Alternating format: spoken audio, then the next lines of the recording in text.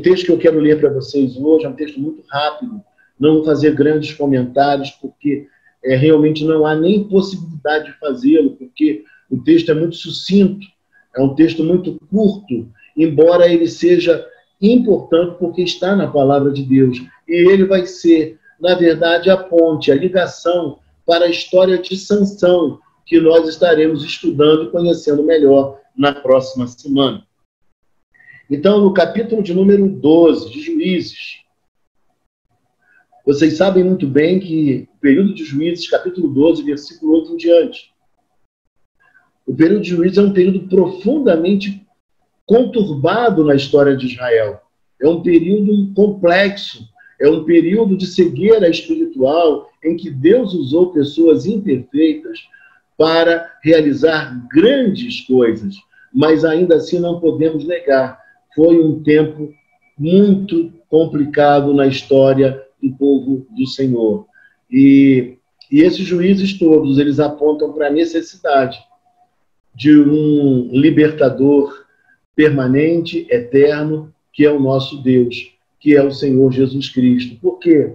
Porque todos os juízes, alguns foram muito bons, mas todos eles foram imperfeitos, porque não existe pessoa perfeita, como você não é, como eu também não sou, mas mesmo assim foi uma pessoa profundamente significativa, assim como você também é uma pessoa importante, usada por Deus, para a glória de Deus, mesmo não estando completamente construído. Deus ainda está trabalhando na sua vida. Vez por outra, nós nos deparamos com algumas mazelas nossas, com algumas imperfeições nossas, que a gente fala, meu Deus, me muda um pouco mais, me transforma um pouco mais. É o que nós falamos para Deus em dados momentos, quando nos surpreendemos com algumas questões. Diz assim a palavra do Senhor, então.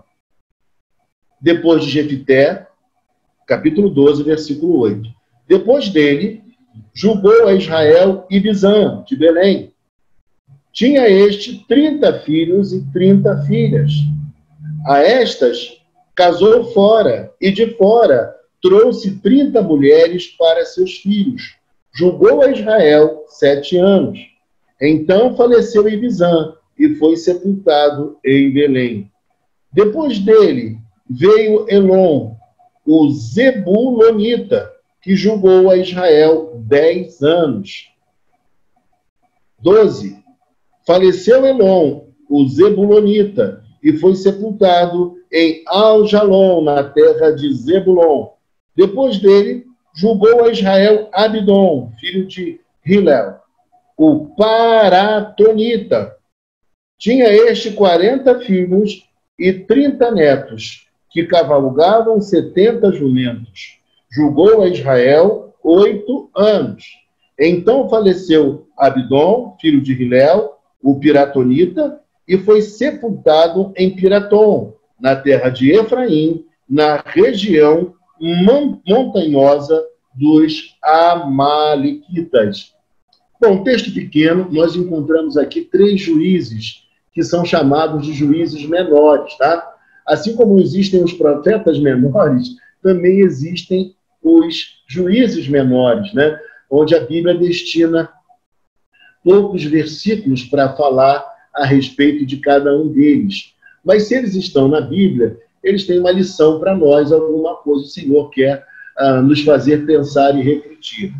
Eu já falei para vocês que esse período foi um período conturbado na história de Israel. E que depois de Gideão, sabe o que aconteceu?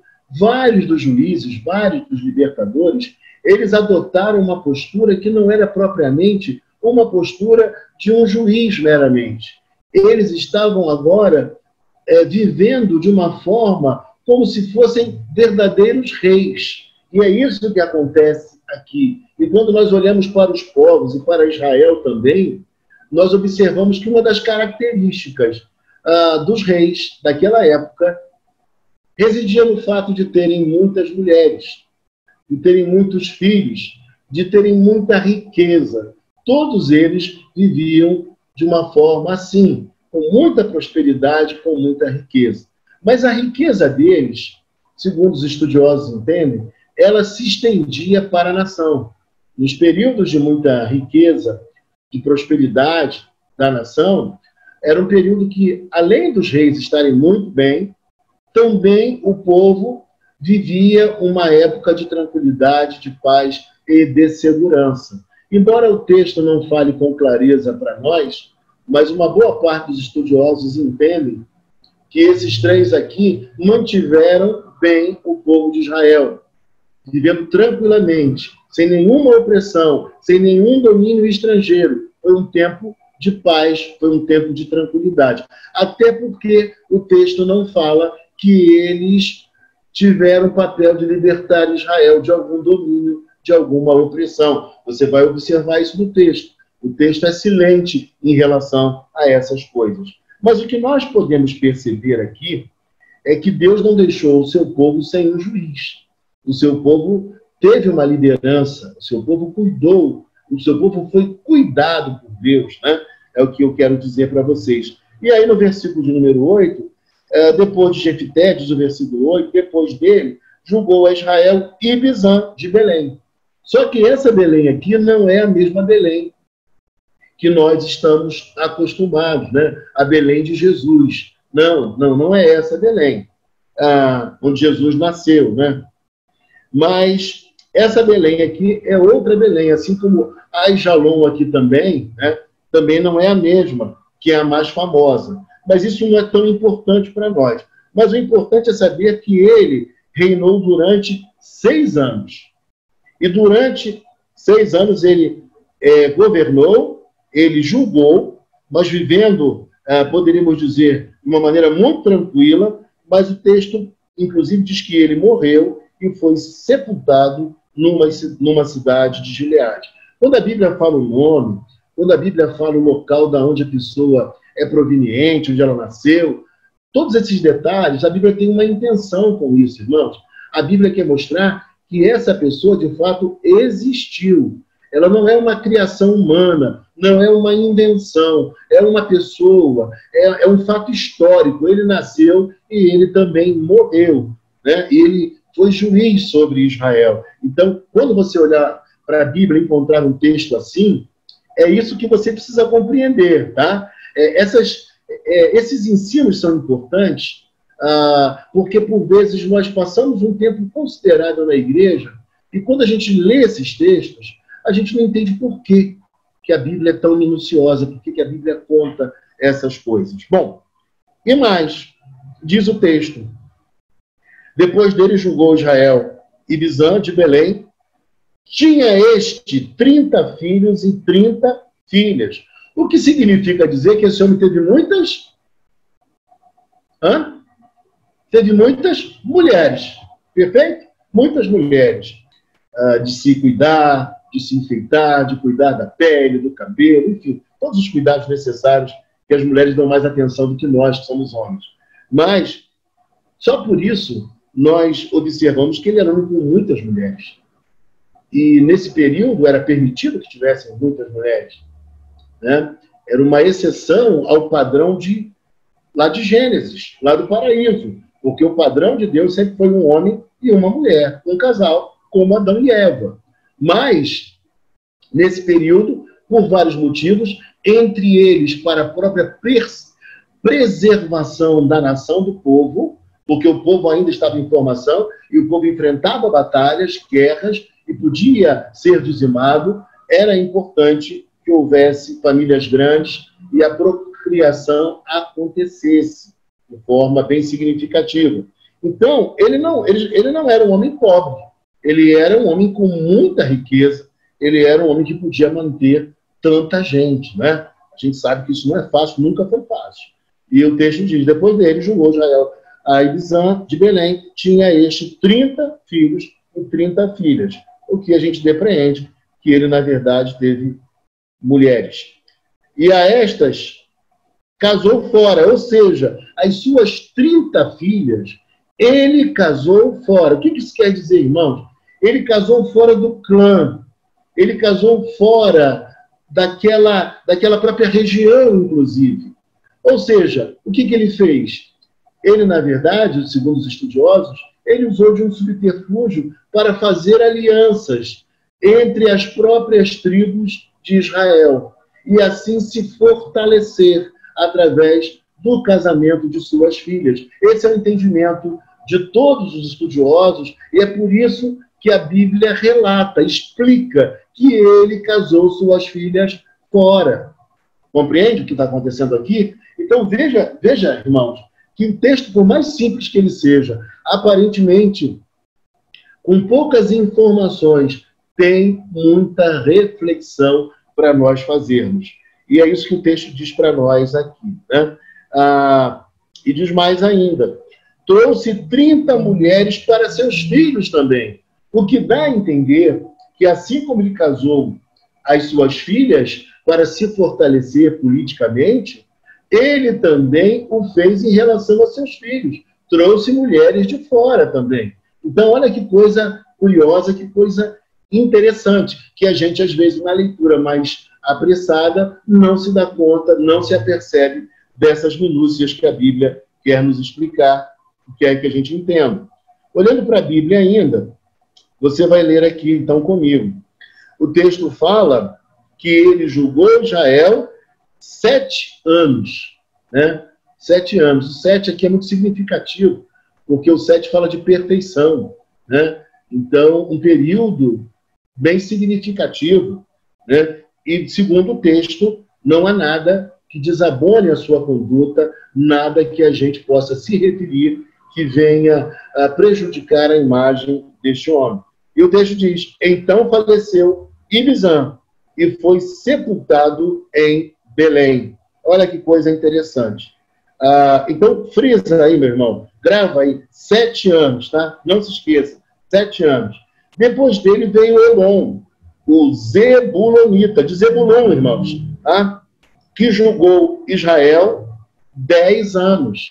Então, 7 com 10, 17. 17 anos, somando os dois. E aí o texto também fala sobre o seu falecimento. Faleceu Elon, o Zebulonita, e foi sepultado em Aijalon, na terra de Zebulon, né? De Zebulon.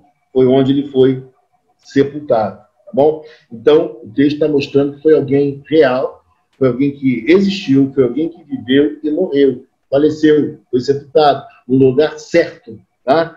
E é importante dizer que ele julgou a Israel durante 10 anos. Isso aponta para nós a realidade de que foi um tempo de tranquilidade, foi um tempo de prosperidade, porque a Bíblia não menciona nenhum inimigo, nenhum povo opressor, nenhum rei opressor. A Bíblia não fala de coisas negativas, nem fala, nesse trecho, que esse povo, que o povo do Senhor havia se voltado para outros deuses. Até aqui não acontece isso. Vai acontecer mais na frente outra vez, tá bom? E aí, na sequência, para a gente poder terminar, o texto diz assim: depois dele, julgou a Israel Abidom, filho de Hilel, o Piratonita. Tinha este 40 filhos, olha só, meu irmão, 40 filhos e 30 netos. Diferentemente de Jefté, esse aqui teve posteridade e muita gente, né? Muitos descendentes. O texto fala que ele teve 40 filhos e 30 netos. Você deve lembrar que Jefté, ele, na minha compreensão, ele consagrou a filha inteiramente ao Senhor e, por conta disso, ele não teve netos, né? Ela nunca se casou, ela se manteve virgem. Bom, mas o texto fala que ele teve 40 filhos e 30 netos. É sinal também de que esse homem teve mulheres, né? Não sabemos, a Bíblia não precisa quantas, mas ele teve mulheres. São 40 filhos e 30 netos. Olha que quantidade. Mas o texto vai falar algo muito interessante aqui, que vai significar, que vai demonstrar a riqueza, a prosperidade dele. Olha só, veja comigo. Veja comigo na parte final do versículo 14. Que cavalgavam 70 jumentos. Uma pessoa ter um jumento já era algo que demonstrava que ela não era muito pobre. E se ele tinha 70 jumentos, é porque, na verdade, ele era bem rico. Sem falar que para você sustentar 40 filhos não é brincadeira.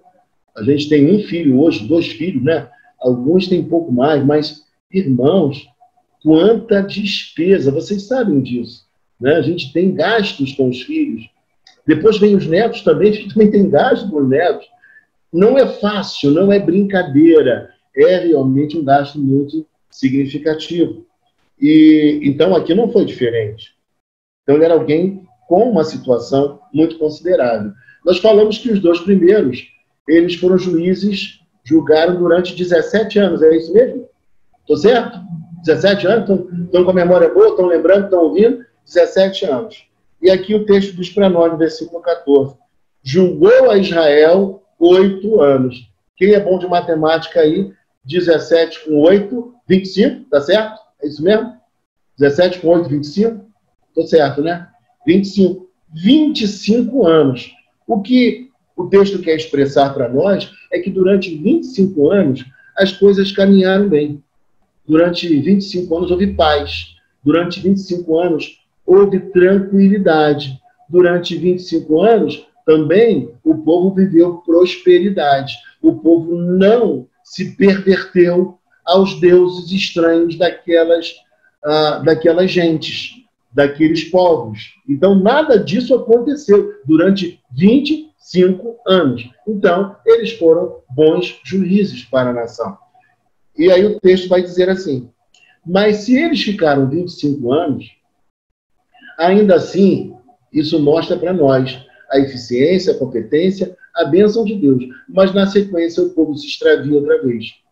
O que vai demonstrar para nós que nós não podemos ter meramente libertadores humanos. Eles têm o seu papel, eles têm o seu significado, mas eles são passageiros, eles são transitórios. A vida é efêmera, a vida é fugaz.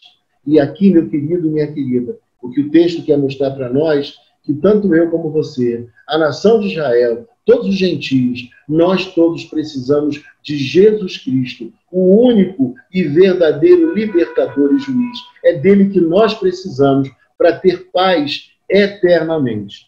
E lendo o versículo de número 15, então faleceu Abidom, filho de Hilel, o piratonita, e foi sepultado em Piratom, na terra de Efraim, na região montanhosa dos Amalequitas. Ele também teve o seu final, ele também foi sepultado, ele passou. Ele passou, mas o Senhor não passa. O Senhor continua a governar os povos. Deus continua a governar os céus e a terra. E ele tem os seus eleitos, ele tem um cuidado imenso para conosco e ele governa todo o cosmos. Nada foge ao seu controle. Até as intempéries da vida, até os problemas, até as enfermidades, tudo que acontece. Por incrível que possa parecer a mim e a você, tudo isso está dentro do controle de Deus. Deus sabe o que está fazendo. Quando nós olhamos para trás e nós olhamos para algumas desventuras que tivemos, por alguns sacrifícios e lutas e alguns problemas que nós já vivenciamos, e hoje nós olhamos para o tempo presente, a gente fala assim, não, Deus realmente sabe o que faz. Não é à toa que nós chegamos até aqui da maneira com a qual nós chegamos, né? Tudo que aconteceu na sua vida, na minha vida, teve um papel da parte de Deus. Ele estava preparando as coisas para que elas acontecessem segundo o seu querer, segundo o seu intento. Que maravilha! Você vê, na minha vida passou uma pessoa como o Short Nunes, que deixou um legado tão importante na cultura brasileira, um filólogo, mas que também deixou marcas em pessoas como eu, né? Eu fui impactado, eu fui profundamente abençoado pela vida dele. E aí eu digo a você, já estava no plano de Deus, porque como um homem daquele é contratado para um colégio humilde, um colégio particular mais simples. Não dá para entender, não dá para explicar. Um homem da UFRJ, como isso pode? Só Deus fazendo isso na história da gente. E eu já contei para vocês que quando eu fiz a prova para antropologia na UF, eu fui respondendo as perguntas. Primeiramente, eu achei que eu não fosse responder nada. Daqui a pouco, quando eu olhei as questões, eu falei, eu estudei isso tudo com Short Nunes. E aí eu falei, comecei a rir no meio da prova, igual um doido. Parecia um doente. Se alguém olhasse, não entender nada. Comecei a estar rindo na prova. E na hora que eu estava rindo, eu falei assim, bendito Short Nunes, que Deus usou para nos abençoar. Usou para nos abençoar e nos enriquecer. Porque fez com carinho, fez com amor, fez com competência aquilo que era o seu papel. Eu digo até a vocês uma coisa que eu não gostaria de dizer. A grande maioria da turma não gostava dele. Mas perdeu. Quem não gostou dele, ou não gostava dele, perdeu porque deixou de aprender lições maravilhosas para a vida, para a intelectualidade. Olha, irmãos, como é importante a gente entender que Deus está dentro do nosso processo. Na minha salvação, veio morar na minha rua um rapaz que morou aproximadamente 5 meses na minha rua. Como pode alguém morar no lugar 5 meses? Fui fazer perguntas bíblicas a ele, ele não soube me responder e me emprestou revistas e livros da Igreja Batista. Eu fui ler os livros e a partir dali eu fui visitar a igreja com ele, para encurtar a história. E um belo dia eu me rendi completamente a Jesus Cristo, entendendo que era dele que eu precisava na minha vida, como meu Senhor, como meu Salvador. Meu amado irmão, o livro de Juízes aponta para essa realidade, que o ser humano ele é importante, ele é significativo, ele desempenha um papel da parte de Deus, mas o ser humano ele é finito nesse sentido. O ser humano ele é transitório. O ser humano, por vezes, é até contraditório. Mas nós sabemos que existe um que ele realmente nos libertou para sempre e que governa a nossa vida. Ele é Jesus Cristo. E nele nós devemos